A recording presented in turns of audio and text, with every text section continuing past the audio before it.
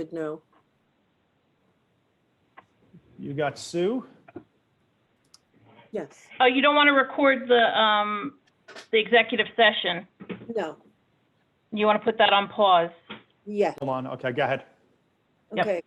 Maria, Natasha, Susan, Jen, Bob, anyone have anything they want to say? Jen does.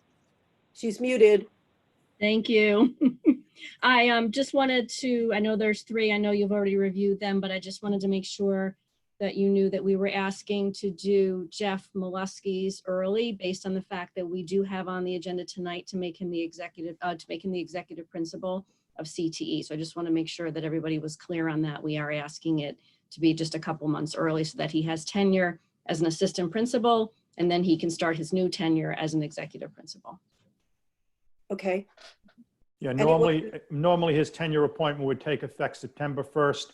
We're asking it to be effective June 30th. And then his new appointment is July 1st. Is that fine and clear with everyone? Hold on. Carol, leave for next. Yes, I just have a question. I might have missed it, but what is the status then with Scott Palermo? Did he resign, No, retire? I said it at the last minute. He retired or Okay. retired. Okay, that's right. I just wondered, I might have missed that. Okay, No. He re-retired. thank you. Okay. Anyone else have any questions, comments? Did I miss anyone? Great. So any questions on Jeff's appointment? No one? Great. Let's have a motion from someone, please, to leave executive session. Simeon Carol Park. Sorry, Kathy, I saw you last. So just so everyone knows, we're going to allow the people in then from the waiting room as we go back into our regular meeting. I have invited Jeff Molesky because it's customary that we invite the newly appointed administrators to the board meeting that they are appointed at. So he is one of the 2 individuals.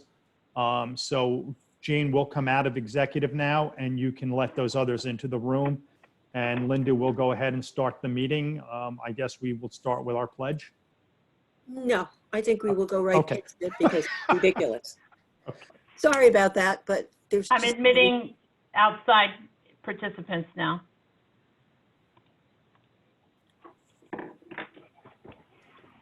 Linda, do you have your agenda in front of you?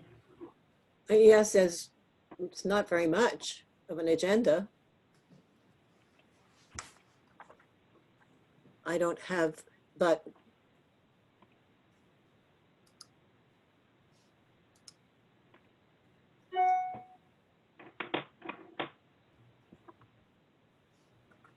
okay. Are we good? Do we have everybody in who is choosing to join us? I believe we do now, yes. I have Joanne Lair, I have Jeff Molesky, and I have another Joanne. That's what I'm seeing on my screen. Is that accurate? That's what I have as well, yeah. Okay, great. So we need to, I do not have an agenda visible over here. Oh, wait a minute. Yes, I do. I am so sorry. I just didn't hit the right word. So anticipated executive session call to order pledge, blah, blah, blah. Adoption of the consent agenda. Once again, I need a motion. Simi, Kathy, thank you. I'm trying to share it around. Any questions about the consent agenda? Great. I'd like to call for a vote then. All those in favor, please raise your hand so that Jean can see you, or Susan, or whomever. I have you indicated as unanimous. Correct. Thank you. Next thing is approval of the previous minutes. Once again, I'm not getting there for some reason. Oh, I'm sorry. I skipped lead water sampling. Oh, no, that was all part of the consent agenda. That's all. I'm sorry. I'm Right. there. Claims audit report. Informational. Questions? Comments? Too easy. Treasurer's report. This is an action item. I need a motion to discuss it, please. Simi, thank you. Second. Carol Bliefernick, thank you. Questions and answers. Linda. Linda Fisk. It looks like her computer's trying to come up to speed right now. Okay. So I'm going to give her a second because she's usually the person who we Yeah, she's cycling in. demur to. Anyone else have any comments or questions or anything? Okay, I'm going to leave that open. We'll come back and vote on it. I want Linda to have an opportunity if she has something to say, because she usually is the person, as I said, who pops into on that. So we're just going to hold that off for a minute. Personnel matters. This is both personnel matters. Okay, I need a motion. Kathy, Carol, thank you very much. Sorry, Ken, you were too late. Anyone have any questions on either of them? Because we are voting on both of them. Nothing? Then I'd like to call for a vote. All those in favor, please raise your hand. Anyone against or abstaining? I have a Okay. unanimous vote. Well, you don't, because Linda's not No, voting because yet. Linda's not tucked in yet. Okay, so let's leave it as abstaining for the moment. Linda, hold on. Linda Berkowitz, hold on one second. Linda Fisk, can you hear us at all? No, she's not hearing us. She's not hearing us. Linda Fisk, if you hear us, raise your hand.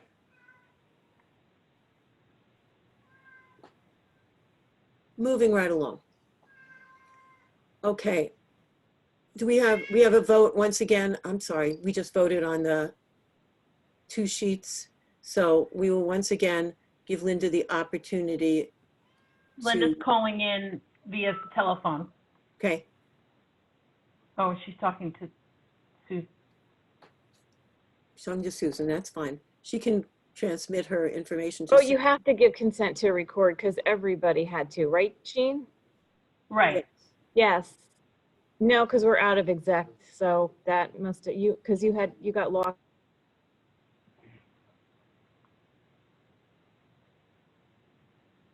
Who muted Susan? I did. Why, if she was in the middle of saying something? Please unmute her. She was in the middle of saying something privately to Linda Fisk, so I Oh. muted her. Let's unmute her now if she wants to speak. Susan, are Oh, you good, ready to be perfect. Okay, unmuted? I'm hanging up. Bye. Okay, thanks, bye. Linda, She's good. Linda Fisk, you are unmuted. Susan, you are unmuted. Okay, now I can hear everybody. Great. Linda Fisk, we're just going to go back to one thing. We're going to go back to we looked at the claims audit report. Did you have any question on the claims audit report? I did not. Okay. The treasurer's report, which was an action item, and we all voted, but I was waiting for you to vote in case you had any questions. I was good with that. We haven't, Okay. we didn't vote yet. We just voted, we just got a motion to go in and discuss it. Okay. So we need a vote for the Let's vote treasurer's on report. all those in favor of the treasurer's report. Please raise your hand. All right, we're doing pretty well. I have it Thank marked as unanimous. Thank you. Now we're on personnel, and we are speaking of both personnel items. Again, did I get a motion already? Yes, Yes. but we need to take a vote. We have no discussion unless you want to add something, Linda. She's good. Okay. All those in favor, please raise your hand. Thank you very I have a much. unanimous vote. So Linda Berkowitz, I'm just going to unmute Jeff for a minute. Okay. Hi, Jeff. Hi, how are you guys? Okay. We would like to, can I say something, Bob? Okay. You're the boss. We would like to congratulate you on your tenure appointment, Thank you. early that it is, and we're pleased to have you still with us, and thank you very much. If we were there, we would all be clapping loud for you, but we're all muted. So, and Jeff, if you want to say anything, now's your big time. I just wanted to thank Dr. Dufour, Susan Schmidt, everybody else, Natasha, and the Board of Education for supporting me and believing in me enough to move up into the principal position. And I wanted to say thank you for that. Okay. You are very welcome on behalf of all the board members who really are muted, except for me right now. And we'll hold you to your standards. I know You've done you well will. so far. I know. You told me when I first started and I was at the board meeting when you first hired me to work hard and show you something. So I'm hoping I did. Obviously you have. Congratulations. Thank you. Thank you for everything you're doing for BOCES, and keep up the good work. Thanks. Be safe now. I will. Okay. Moving right along. Number 8. I'm a little confused with number 8, Jean. It says action discussion items.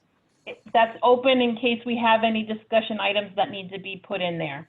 Okay. Do we have anything that we want to hear from any of either Jen or Keith, Susan or Bob, Maria or Natasha, any of you?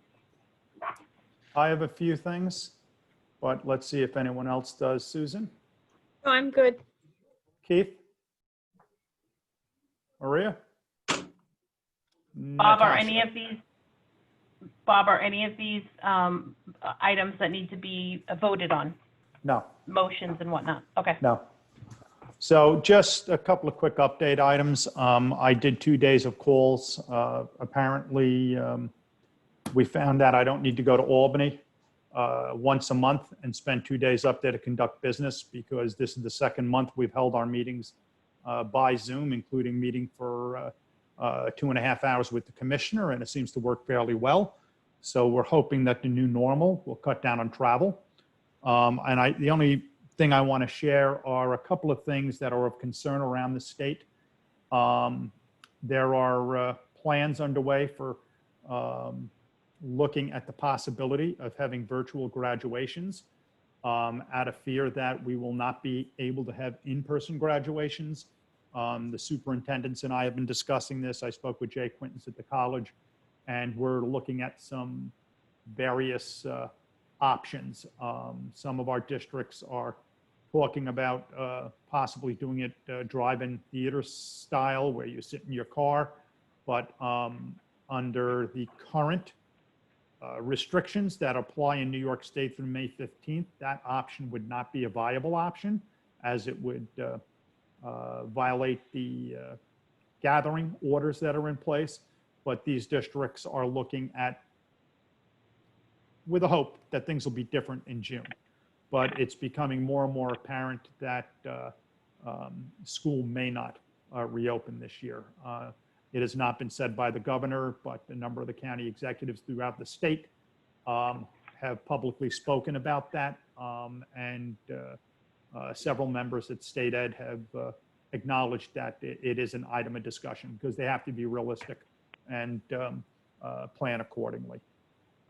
There are contingency plans being drawn up, and our senior management team will be talking about this tomorrow during our weekly meeting. And I had a conversation with the superintendents about an hour ago on this.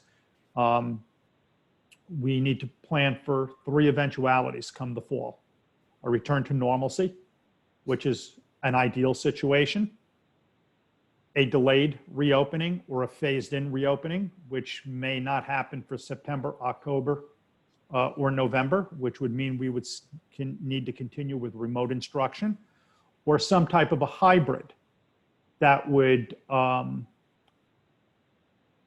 make efforts to practice social distancing, which in a school environment is something that's going to be very difficult to do. And some of these hybrids are split sessions, where some kids come in the morning and the other kids come in the afternoon, or A-B sessions, where the A's come in Monday, Wednesday, and Friday, and the B's come in on Tuesdays and Thursdays, and the hybrid portion would be on the days that not physically in school, then they would be doing the remote instruction.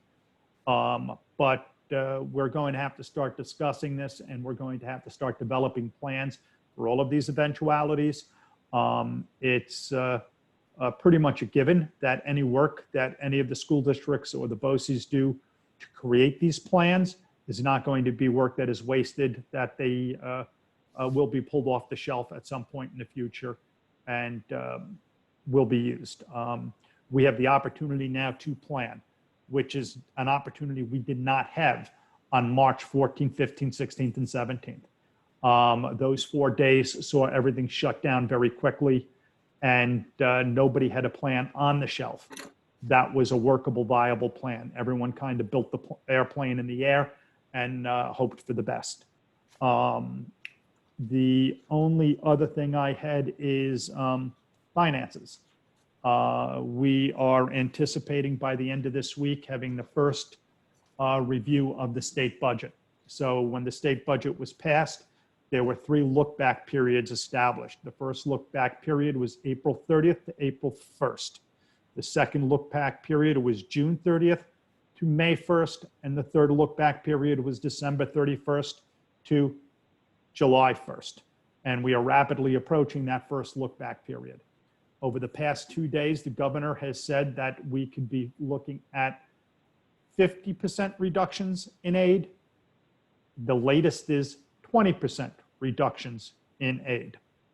On my conference call today with the commissioner, it became very apparent that all of the money that the federal government has planned to give to the states for education has not yet been delivered. It needs to be applied for. They have yet to determine how to apply for it.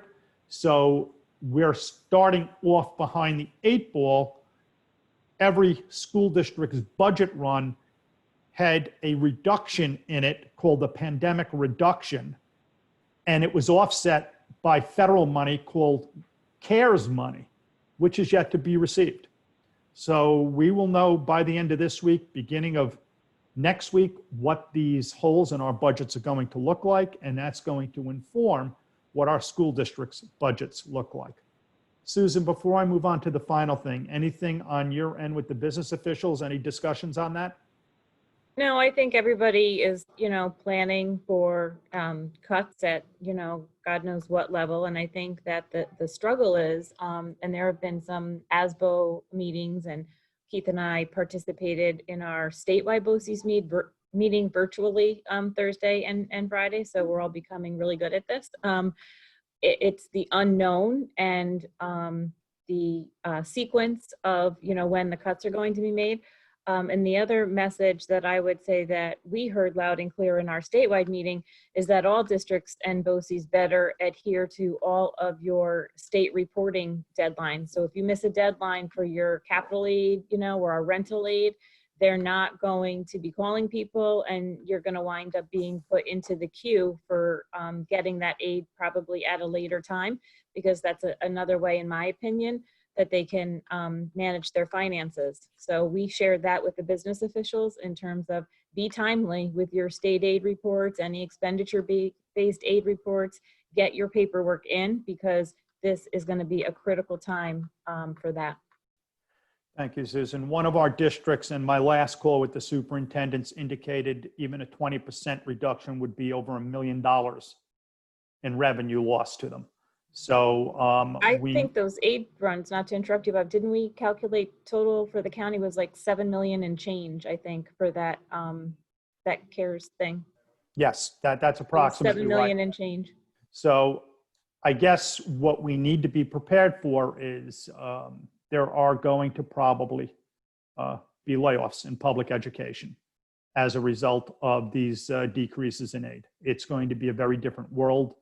And if you think about it, the second look back period is June 30th to May 1st, which takes in the remaining 2 months of the first quarter of the state budget, plus an additional month. It takes in the remaining 2 months of the first quarter of the state budget. And we're already closed through half of May. And any order to reopen is bound to be a phased-in order. So the economic conditions in the state are probably not going to vastly improve by the second look-back period. So there could be a second hit in state aid. Finally, budget and board votes. A date was thrown around today during one of my statewide meetings that June 9th was a talked about date for rescheduling the budget and the board votes. That being said, the commissioner and the governor both know that if that is the date that they're going to select, the decision needs to be made within the next 5 to 10 days in order for school districts to meet the deadlines that lead up to a budget vote. The concern right now is disenfranchisement. They want some type of in-person voting, but they don't know if that's going to be possible. And the back end is if there is no in-person voting, then it would all have to be done through absentee ballot. And that would require school districts to expend even more money because then they would need to mail a ballot to just about every resident as opposed to just those residents that request the ballot. So there's been talk of a hybrid where they have a drop box in a parking lot and you can drive up and drop your ballot in, so you're quote unquote voting in person. But we should have more information on that within the next 5 to 10 days. The issue that winds up being a concern is individuals running for school board seats need to go out and collect their signatures, and under this current stay-at-home orders, they can't do that. And if they do select June 9th as the date, with the stay-at-home currently expiring May 15th, that doesn't give them time to go out, get their signatures, and get their names on the ballot in time for the vote. So there's many levels to this right now, and there's a lot of concerns out there. But as soon as we know, we will share all of that with you. The only other thing I have, Linda, is hopefully you've been enjoying the weekly reports. I know they're far more in-depth than we would normally send out on a Friday afternoon. But with the help of Jen, Susan, Keith, Maria, and Natasha and Jean, we've been trying to give a overview of everything, all of the good things that are happening at Sullivan BOCES. Bold Gold Media has been running recorded shout outs from our teachers to their kids. And so far, Sullivan BOCES is in the lead with the number of shout outs. We're working on a feel-good video, which will be shared with the state of all of the good things going on at Sullivan BOCES with our faculty and our staff. If you noticed in the last message we sent home, what was it, Susan? 93,000 meals have been served in the past 4 weeks? Yes, we're over that. Mm-hmm. Okay, so there's a lot of good going on, and our school districts are doing, making a tremendous effort to make it as normal as possible in a very abnormal time. So if anyone has any questions, I'll answer them. Otherwise, that's pretty much all I had, Linda. Okay.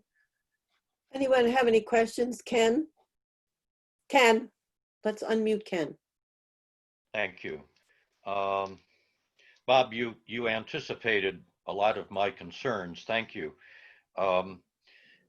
Some of us were around back in 1990-91 when we had mid-year cuts. They're terribly painful, but I think that we would be wise, and you would be wise, advising our 8 districts to get ready for that.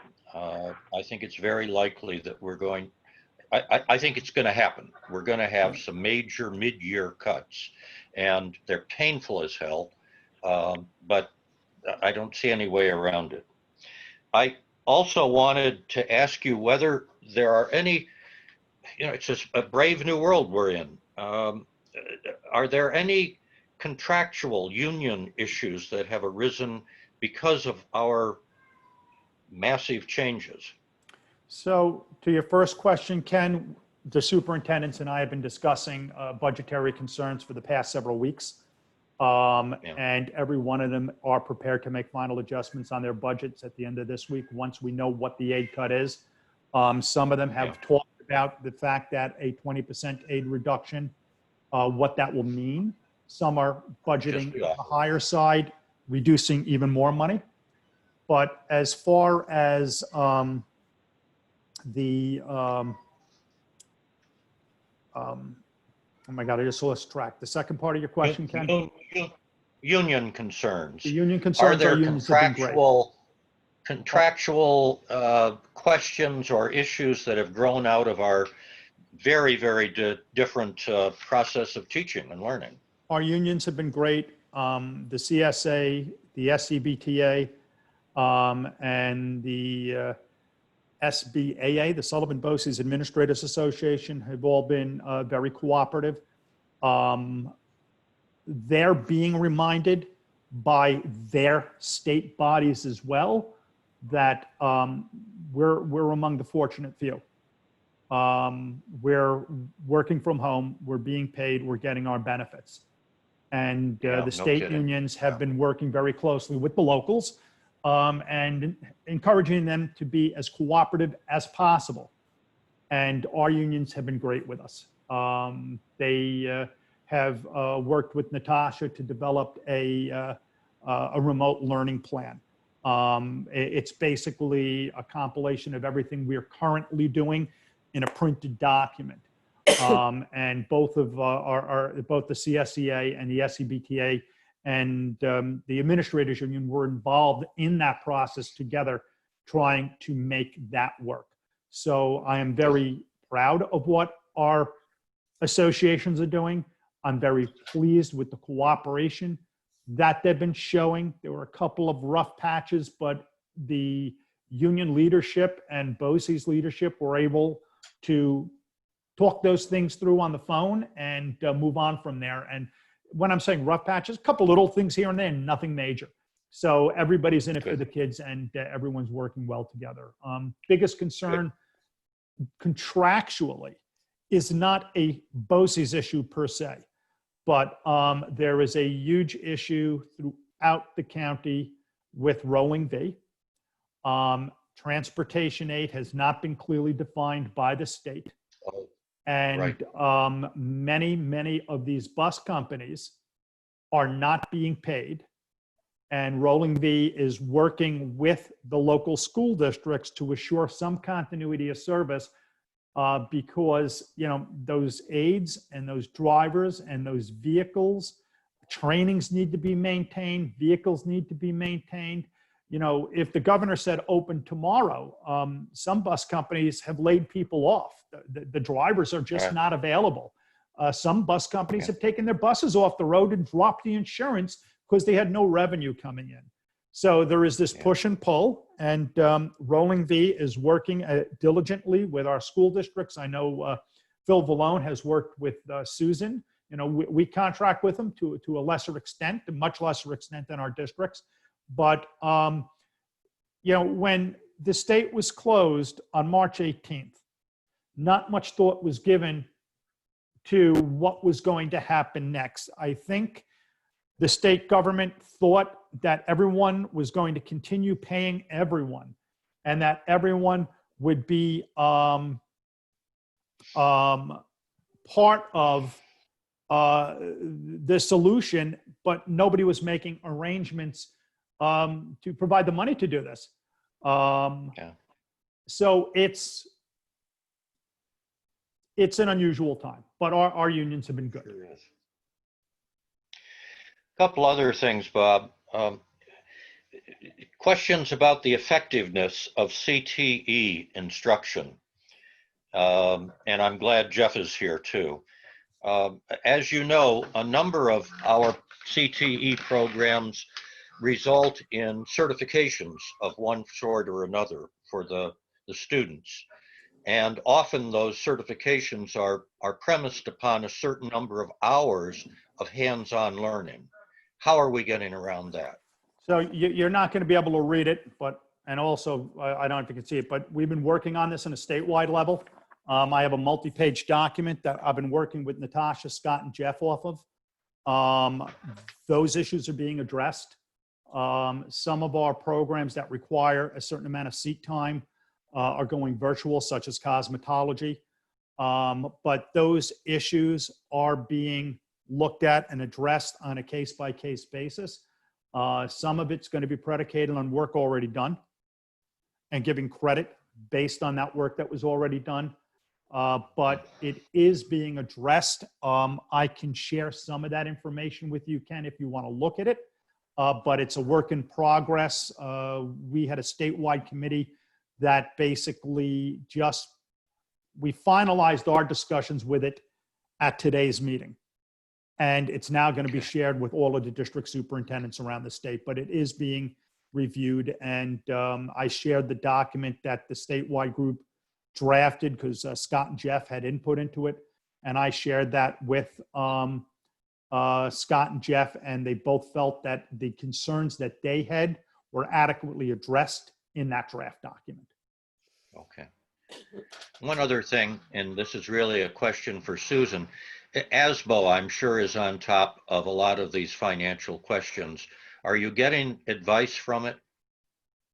I think that we are not only getting advice from ASBO, but ASBO, NISCUS, NISBA, rural schools. I think the beauty of being involved in all of those organizations is everybody's advocating and everybody's taking a role. So I would say the answer to your question is yes, but I think it's a collaborative process, which I think is good. And the fact that everybody is working together, towards a common goal in a very uncertain time.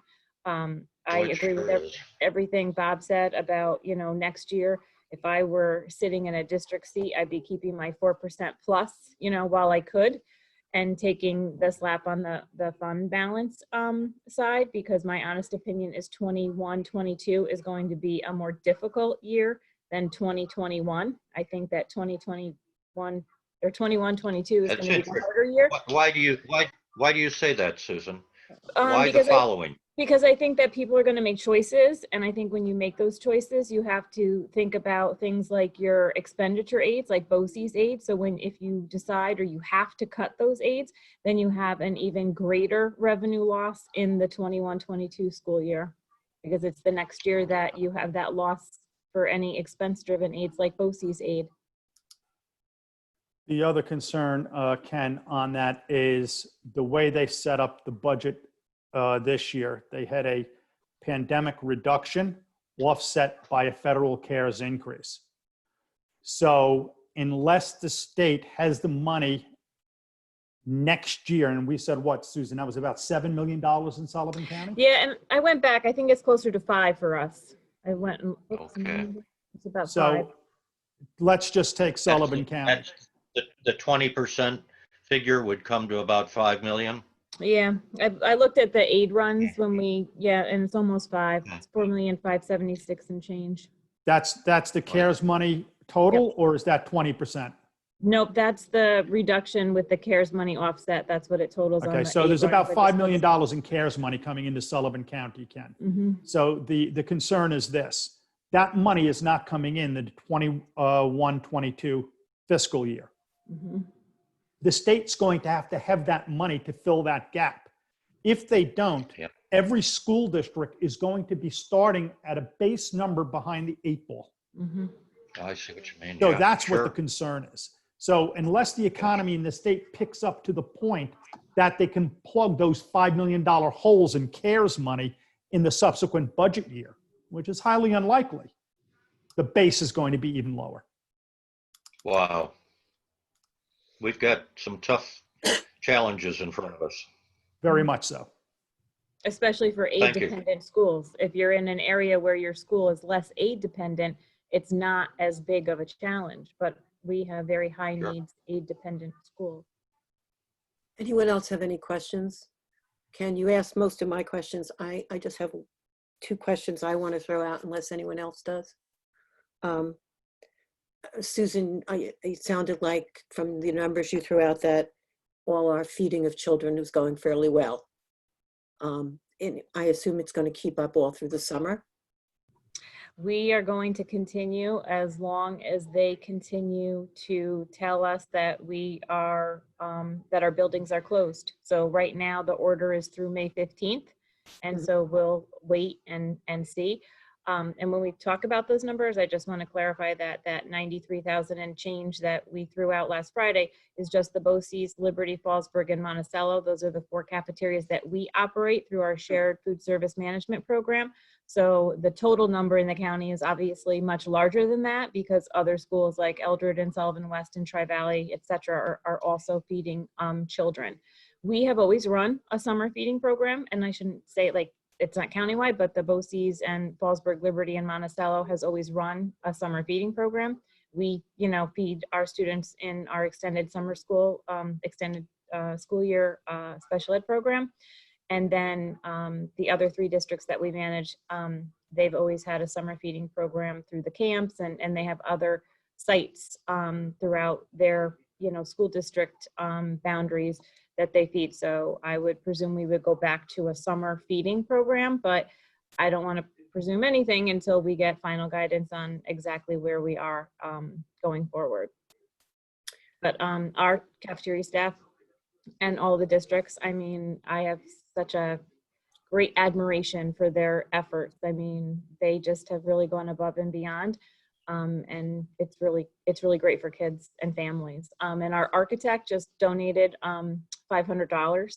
So we are going to ask them to purchase gift cards at ShopRite so we can adopt families. So if we can get, $10, $50 gift cards, we can either use it to supplement our snack program, our backpack program, or adopt, families and give them the $50 ShopRite gift card. So I thought that was very nice of them to reach out as well.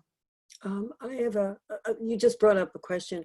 I know the board has it has a line in the budget for board expenses. Am I correct? Mm-hmm. Okay. Have we utilized all that money? I would have to double check. Well, here's my question. I'm not asking you to answer it now either. Is it possible, if we haven't, that we could use that money to buy some gift cards to help you also? That would be a gift of public funds, so you can't do that I was with. afraid of that, yeah. Okay. Thank you. Okay, my next question was, are we gonna run summer school virtually? Did I miss that We are not sure what we're doing with summer school yet. That's going to depend on what the plans are past May 15th. If schools reopen, we will very probably have a summer school. But what I had said earlier, academic summer school is one thing, which is our gen ed program.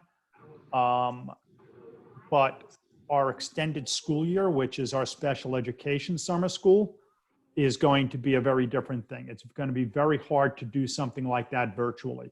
So right now we're making plans to have summer school. We are putting out our postings. Susan and I have been working with Liberty Schools to secure the rental for the building for the summer to run the academic summer school.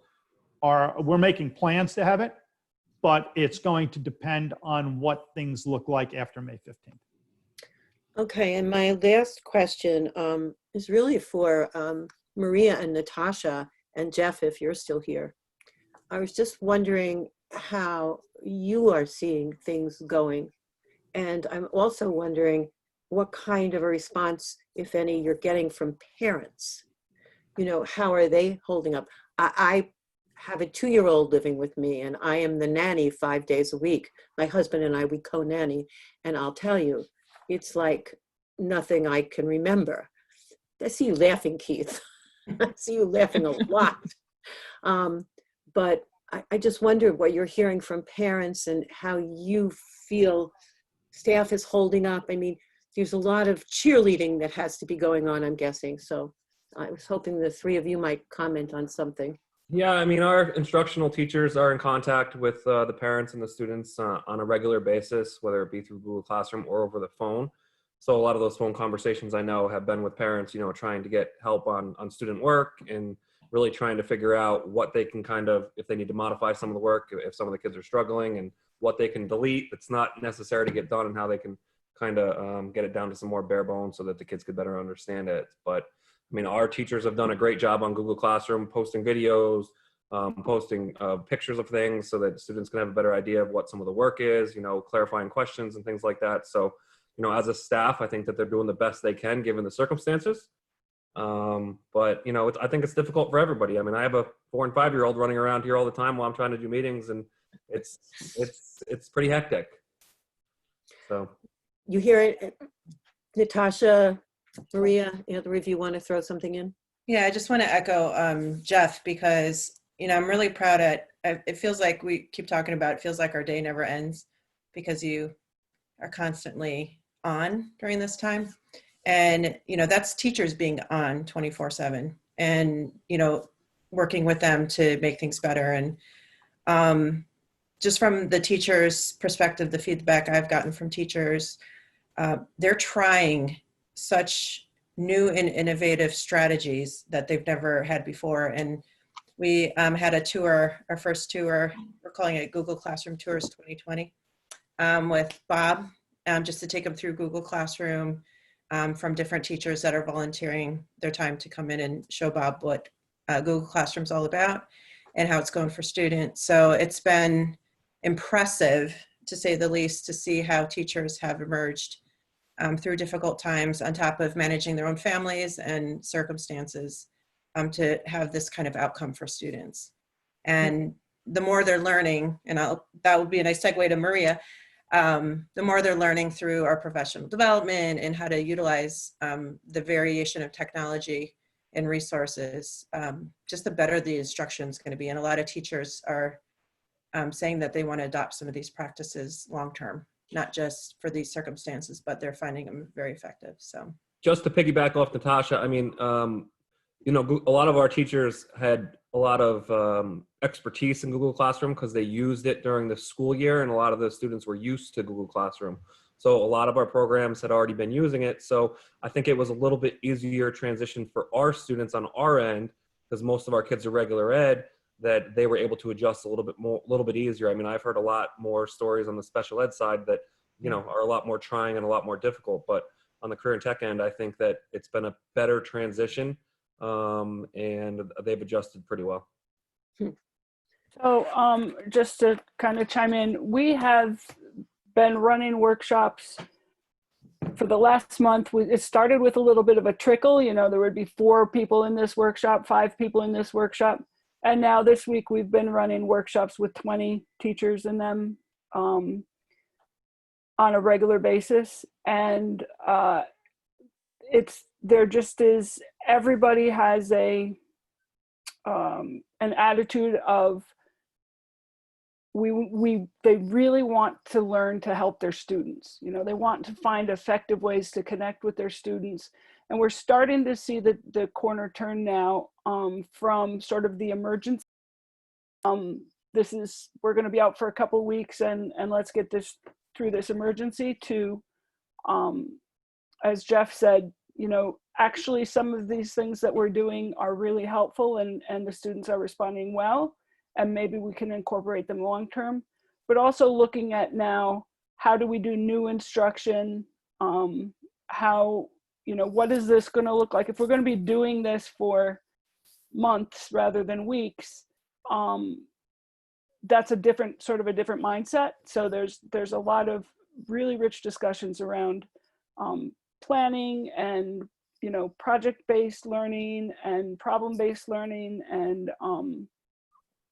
how to effectively connect with students both as in groups and individually, digitally. And everybody's very concerned about, well, they miss their students, but they're concerned about the social and emotional learning aspect, and where the students are, sort of in regards to mental health. And there's a saying, Maslow before Bloom's in education, which is, we really have to have our social and emotional needs met before we can learn. So there's a sort of a balance happening in that regard. One last question, if anybody can throw in. Have we been getting any feedback from parents, or any howls from parents, or any concerns from parents? And the second part of my final question is, have we managed to get every child online somehow, who we are trying to get online? Some And we've been talking about this with Bob on a greater level. There's no connectivity in the area. For more restricted students who really struggle with online learning as it is, parents, we've been really working with parents to see what works best for the child. So even if they do have internet connection and they can get on Google Classroom, it might not be the best format for that child. So depending on their ability levels and the way the student prefers to learn, we've been really sensitive to that. So everything is being duplicated in both formats. So it might work one week for the child to be on Google Classroom, the next week it might not. So it really, we've become we've already been a flexible setting, but it's been extremely flexible as far as what works best for the child at that time. So we find that our elementary learners who, those are the ones that struggle to get online using Google Classroom. There are some classes that are full on Google Classroom and the kids are feel that that's the best, they're possibly more advanced, that they can do the activities there and they're doing Google Meets and full on instruction. But it's a lot of tinkering of teachers, trying to see what works best for kids. And I think they're starting to get in that comfort zone now that they're learning the tricks of the trade with Maria's group. Well, also just to piggyback off of that, online instruction doesn't necessarily mean that the student is on the computer all day. Yeah. So it's how the teacher communicates with the students and how the students communicate back to the teacher, and there's that feedback loop. But a lot of the activities that students can do and are doing they're not sitting on the computer doing drill and kill math practice sites and things like that. They're building things and writing and reading and doing things offline and then reporting back to the classroom on what they've done. And we're trying to nurture that as much as we can. And part of our instructional design in our instructional guide lends itself to that, where it's, promoting, the mind, body, spirit, environment, and community aspects of learning, where it's not your traditional learning that you think of going on in the classroom. It's really going beyond the classroom, where parents can be a participant in that instruction just by, creating a chore list for the child. And, there's a lot of instruction around those things that you don't think about that can happen in the home that are instructional that will benefit kids. So it's really being creative in making sure parents understand that that curriculum and instruction can look very different. It doesn't have to be just in the classroom. It can be at home. And just opening that mindset to parents and communicating that effectively. So it's worked in so many different ways so far. Thank you. Thank you. Mhm. Thank you all for not only the answers, but for all that you're doing, all of you. I mean, everybody that works at BOCES, you guys have your work cut out for you. But I do want to tell you, I really liked the little piece on helpful behavioral tips. I'm trying to see if I can use some of those with my 2-year-old, So that was really nice. It came out of White Sulphur somewhere. That's it for me for questions. Anyone else? Okay, then we're going to finish up. Bob, I'm sorry. Did you want to say anything else? Are you done? Bob? Yeah, I'm done. You're done. I've Susan? covered everything I needed to cover. Jen? You done? Keith? Okay. Board member comments. I'm going to go around my screen. I'm going to start at the top. I'm going to say Sue. You're good. Instead of going to everyone, does anybody have any comments they want to add, make, questions? In that case, I need, Kathy, a motion to adjourn. Jean, could you unmute Kathy, please? Yeah, hold on. We could Go ahead, Kathy. I'm good. Okay, I make a motion to adjourn. Thank you. I need a second. Second. Timmy, thank you. Everyone in favor, please raise your hands. Our next meeting will be, I don't even know when our next meeting is, Jean. You'll send it out to us, I'm sure. I will, yes. It's May 19th. May 19th, okay. Same bat station. May you all be safe. Isn't it the 14th or it's earlier, Jean, because we have to approve the budget May before May 12th. It's May 15th. 12th. Yeah, it's May May- 12th, You're because right, it has May to be 12th. before May 15th. Okay, It's so May 12th. May 12th, everybody write that down, although Jean will send it to us. And I wish you I will. all good health, safety, and at most important, some sanity.